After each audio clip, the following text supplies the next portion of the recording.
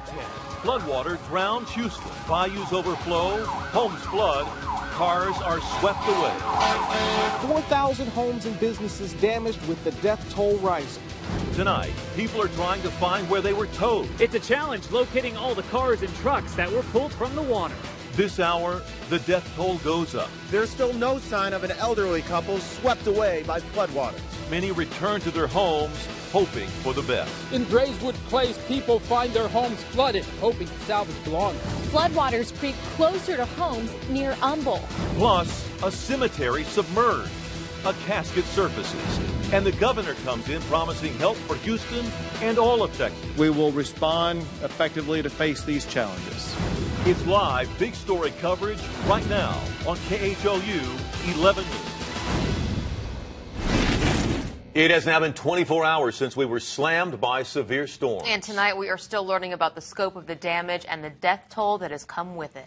Now, we have confirmed that at least 4 people were killed in the storms, either when they were swept away by high water or drowned, trapped in their cars, and 2 people are still missing. We continue our team coverage tonight. Let's start with Jeremy Rogowski on the banks of Braes Bayou with details on the fatalities and those still missing. Jeremy?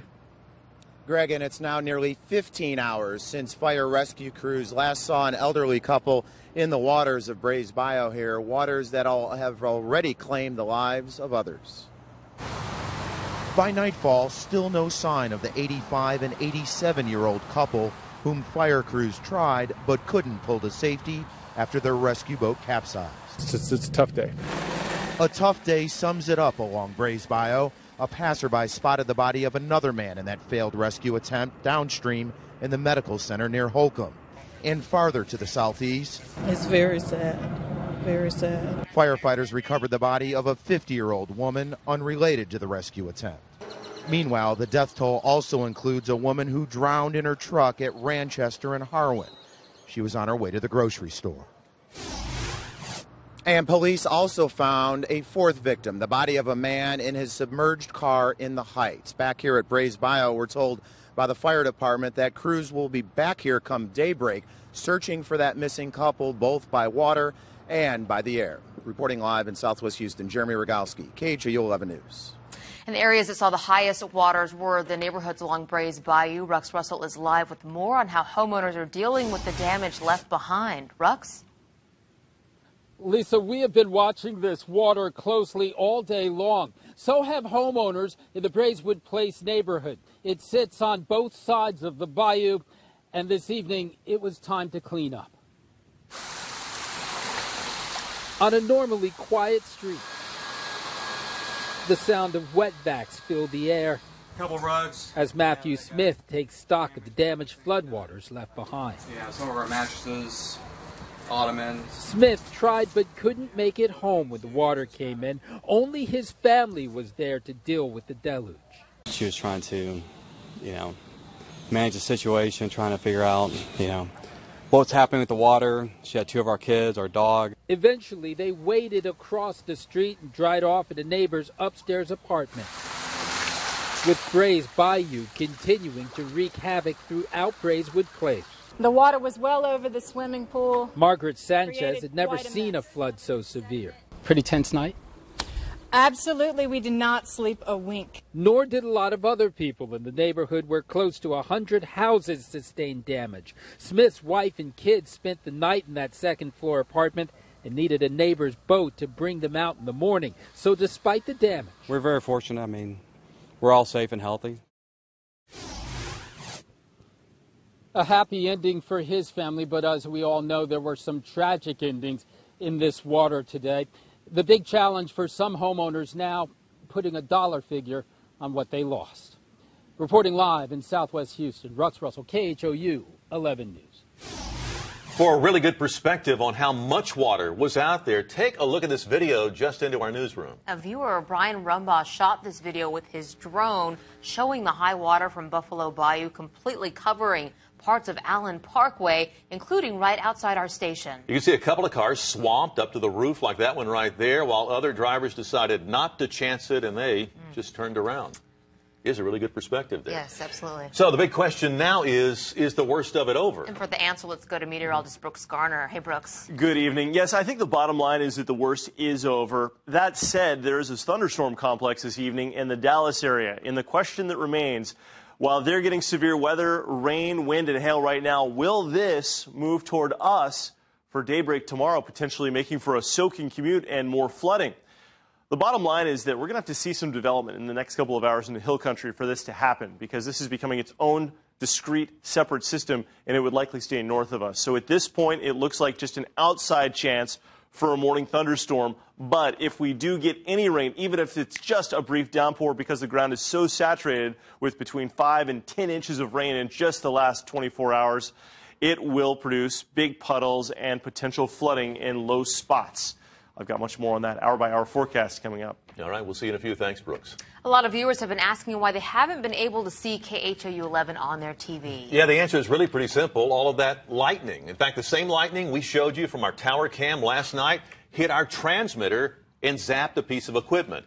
Now, we were here on air working through it all, but that meant that those who watch KHOU on Dish or DirecTV lost their signal, and those with antennas, they had trouble too. We just wanted you to know we fixed the problem. Thanks for telling us about it, and we're sorry for the inconvenience.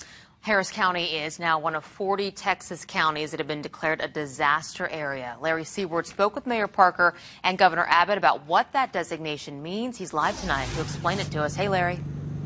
Yeah, according to the mayor, Houston's bayous, all of them tonight are receding. You see Buffalo Bayou there behind me. Most major roads, as you know, reopened, but recovery is still days, if not weeks away. There he is. He has no traction. No longer stalled on swamped streets. People dove into recovery. In 12 hours, firefighters answered 2,300 calls for help. That shows that it came so quickly. So we've got to do the first immediacy, which is to help people, save people, recover people. The death toll climbed to 4, but there's a 5th storm-related death. The mayor says a man had a heart attack while pushing his car to dry ground. 2 others are missing after their rescue boat flipped on Brays Bayou. Our sympathies go out to the families of those we know we have lost and to the 3 who are missing. Houston Mayor Anise Parker says more than 4,000 homes and businesses suffered significant damage. We will respond effectively to face these challenges. Governor Greg Abbott declared Harris County a state disaster. Today, Texans are hurting.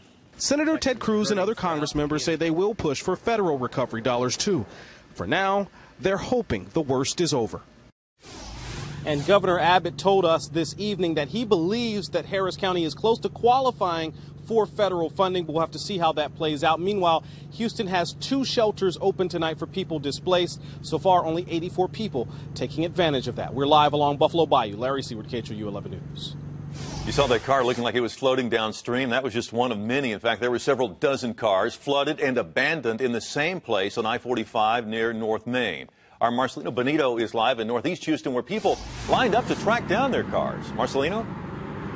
Well, Greg, take a look over here. Tow trucks like this have been coming in and out of this place all night long. If you look beyond the fence over there, you actually see those flashing lights. That is one of those flooded cars, and the longer that car stays here, the more you'll have to pay when you come pick it up.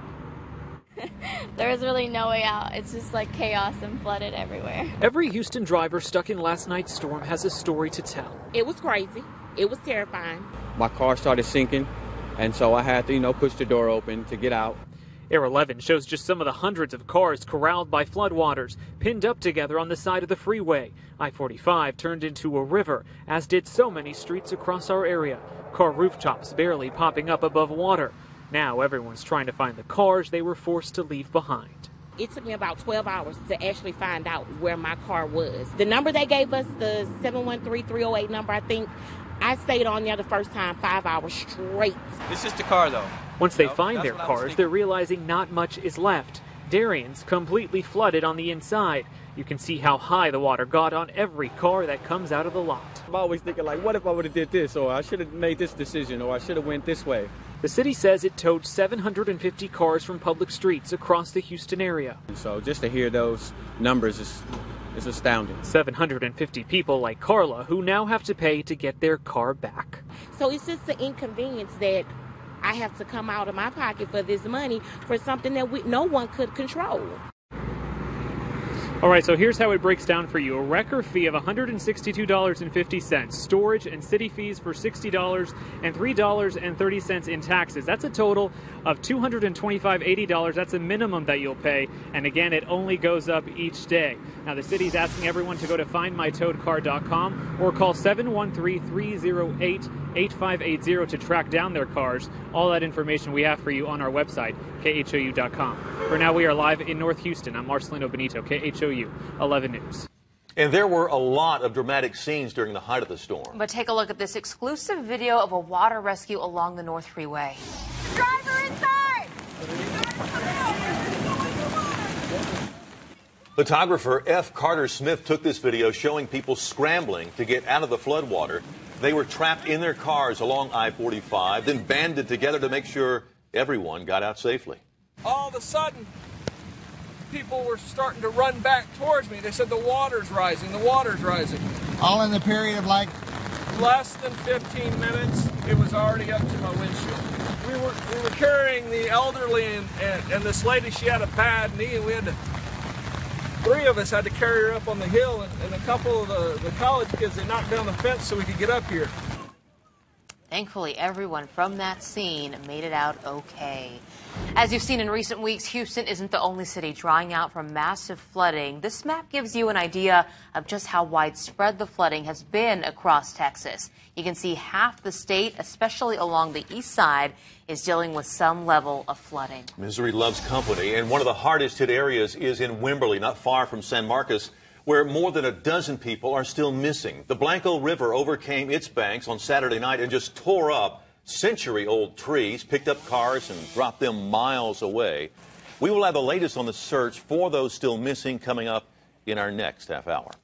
President Obama told Governor Abbott that the federal government is ready and willing to help. The president says he anticipates significant requests for federal assistance.